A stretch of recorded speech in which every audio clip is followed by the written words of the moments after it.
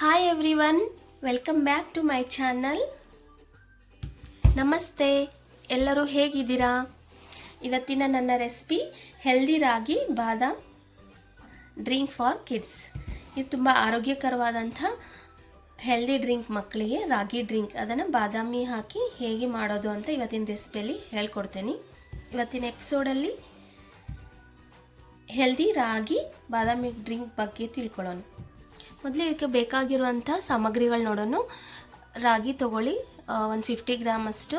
ಅದು before night ನಾವು ಇದನ್ನು ನೆನೆಸಿಟ್ಟಿರಬೇಕು. ಹಾಗೆ ಒಂದು 7-8 ಅಥವಾ 10 ತೊಗೋಬೋದು ಬಾದಾಮಿ. ಎಷ್ಟು ನಿಮಗೆ ಎಷ್ಟು ಪ್ರಮಾಣದಲ್ಲಿ ಬೇಕೋ ಅಷ್ಟು ತೊಗೋಬೋದು. ಅದರ ಹತ್ರೊಳಗೆ ತೊಗೋಬೇಕು. ಆ ಬಾದಾಮಿಯನ್ನು ನೆನೆಸಿ ಸಿಪ್ಪೆ ತೆಗೆದಿಟ್ಕೋಬೇಕು. ಹಾಗೆ ಅದಕ್ಕೆ ಒಂದೆರಡು ಏಲಕ್ಕಿಯನ್ನು ಸಹ ನಿನ್ನೆ ನೈಟೇ ಬಾದಾಮಿಯಲ್ಲಿ ಹಾಕಿ ನೆನೆಸಿಟ್ಕೊಳ್ಳಿ. ಅದು ನೆಂದರೂ ಫ್ಲೇವರ್ಸ್ ಚೆನ್ನಾಗಿ ಎನ್ಹ್ಯಾನ್ಸ್ ಆಗುತ್ತೆ. ಹಾಗಾಗಿ ನಾನು ಅದು ನೆನೆಸಿಟ್ಟಿದ್ದೆ. ಬೆಲ್ಲ, ಹಾಲು, ಹಾಗೆ ಸ್ವಲ್ಪ ನೀರು ರುಬ್ಲಿಕ್ಕೆ. ಮೊದಲು ನಾವು ರಾಗಿಯನ್ನು ಮಿಕ್ಸರ್ ಜಾರಿಗೆ ಹಾಕ್ಕೊಳ್ಳೋಣ. ಅದ್ರ ಜೊತೆ ಬಾದಾಮಿಯನ್ನು ಸಹ ಸೇರಿಸ್ಕೊಳ್ಳೋಣ್ರಿ. ಹಾಗೆ ಏಲಕ್ಕಿಯನ್ನು ಸಿಪ್ಪೆ ತೆಗೆದು ಏಲಕ್ಕಿ ಸಹ ಹಾಕಿ. ಈಗ ಇದನ್ನು ನುಣ್ಣಗೆ ರುಬ್ಬಬೇಕು.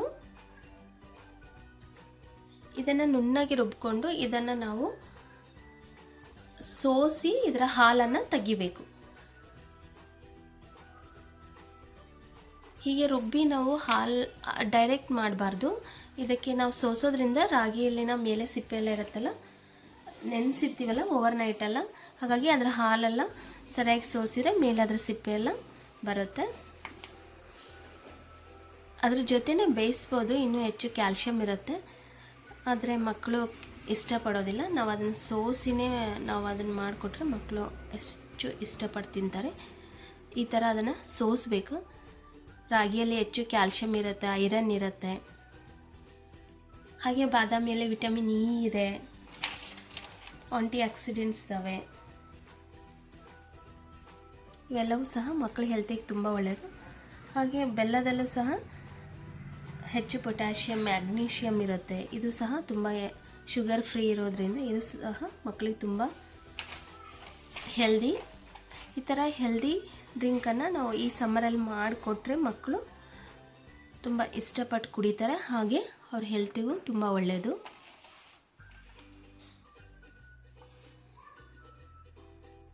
ಇದನ್ನು ಚೆನ್ನಾಗಿ ನಾವು ಸೋಸ್ಕೋಬೇಕು ನೀರು ಹಾಕಿ. ಈ ಥರ ನೋಡ್ರಿ, ಮೇಲೆ ರಾಗಿ ಇದು ಎಲ್ಲ ಸಿಪ್ಪೆ ಎಲ್ಲ ಈ ಥರ ಸೋಸಿದಾಗ ಬರುತ್ತೆ. ಈ ಹಾಲನ್ನಷ್ಟೇ ನಾವೀಗ ಕುದಿಸ್ಕೋಬೇಕು. ಇದು ಕುದಿಸ್ಬೇಕಾದ್ರೆ ನಾವು ತುಂಬ ಏನು ಗಮನಿಸ್ಬೇಕಂದ್ರೆ ಕಲಿಸ್ತಾನೇ ಇರಬೇಕು. ಅದನ್ನು ಕಲಿಸೋದನ್ನು ಒಟ್ಟೆ ಕೈ ಬಿಡಬಾರ್ದು. ಯಾಕಂದರೆ ಒಂದು ಪ್ರಮಾಣ ಥಿಕ್ನೆಸ್ ಬರೋ ತನಕ, ಇಲ್ಲಾಂದರೆ ಇದು ಸುಟ್ಟೋಗೋ ಚಾನ್ಸಸ್ ಇರುತ್ತೆ. ಹಾಗೆ ನೀವು ದಪ್ಪ ತಳ ಇರೋ ಪಾತ್ರೆನ ತೊಗೊಂಡ್ರೆ ಇನ್ನೂ ಅದು ಹೆಚ್ಚು ಚೆನ್ನಾಗಿ ಬೇಯಿಸ್ಬೋದು. ದಪ್ಪ ತಳ ಇರೋ ಪಾತ್ರೆಯಲ್ಲಿ ಬೇಯಿಸೋದ್ರಿಂದ ಬೇಗ ಇದು ರಾಗಿ ಮಾಲ್ಟು ಸುಟ್ಟೋಗೋದಿಲ್ಲ. ಇಲ್ಲ ಅಂದರೆ ಅದು ತಳ ಹಿಡಿದು ಅದು ಸುಟ್ಟಿರೋ ಸ್ಮೆಲ್ ಆಗಿಬಿಡುತ್ತೆ ರಾಗಿ ಮಾಲ್ಟು. ಹಾಗಾಗಿ ನಾವು ಇದನ್ನು ಲೋ ಫ್ಲೇಮಲ್ಲಿ ನಿಧಾನವಾಗಿ ಕಲಿಸ್ತಾನೆ ಇರಬೇಕು. ಕಲಿಸಿಲ್ಲ ಅಂದರೆ ಅದು ಗಟ್ಟಿಯಾಗಿಯೂ ಗಂಟು ಕಟ್ಟೋ ಚಾನ್ಸಸ್ ಇರುತ್ತೆ. ಇದು ಒಂದು 5-10 ನಿಮಿಷ ಬೆಂದ ನಂತರ ನಾವು ಬೆಲ್ಲವನ್ನು ಸೇರಿಸ್ಕೋಬೇಕು. ಸ್ಟಾರ್ಟಿಂಗಲ್ಲೇ ಬೆಲ್ಲ ಸೇರಿಸಬಾರ್ದು. ಸ್ಟಾರ್ಟಿಂಗಲ್ಲೇ ಬೆಲ್ಲ ಸೇರಿಸ್ಬಿಟ್ರೆ ಅದು ಬೇಯಲಿಕ್ಕೆ ಅಂದರೆ ಅಷ್ಟು ಚೆನ್ನಾಗಿ ಬೇಯೋದಿಲ್ಲ. ಈಗ ಒಂದು ಹಾಫ್ ಬೆಂದಾಗ ಸೇರಿಸೋದ್ರಿಂದ ರಾಗಿ ಆಲ್ರೆಡಿ ಅರ್ಧ ಬೆಂದಿರುತ್ತಲ್ಲ, ಹಾಗಾಗಿ ಅದು ಸಮ ಪ್ರಮಾಣದಲ್ಲಿ ಕರಗಿ ಅದು ಟೇಸ್ಟ್ ಇನ್ನೂ ಚೆನ್ನಾಗಾಗುತ್ತೆ. ಇದು ಹೆಚ್ಚು ಥಿಕ್ನೆಸ್ ಆಗುತ್ತೆ. ಹಾಗಾಗಿ ನೀವು ನೀರನ್ನು 2 ಗ್ಲಾಸ್ ಎಕ್ಸ್ಟ್ರಾನೇ ಸೇರಿಸ್ಕೋಬೇಕು ನೀವು ರುಬ್ಬಿದ ನಂತರ.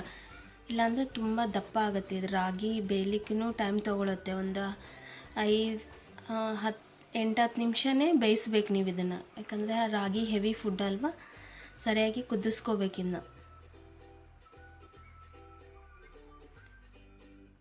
ಈ ಥರ ಕೈಯನ್ನು ಆಡಿಸ್ತಾನೆ ಇರಬೇಕು.